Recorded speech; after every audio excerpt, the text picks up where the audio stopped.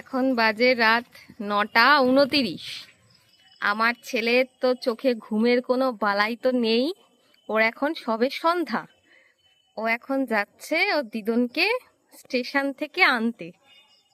বাবা, তুমি দিদনকে নিয়ে আসতে যাচ্ছ? দেখো, গাড়ি স্টার্ট দিতে পারে, হর্ন বাজাতে পারে, সব পারে ও। ওই যে আর স্টার্টটা দিয়ে দাও একবার। কই স্টার্ট হচ্ছে না তো।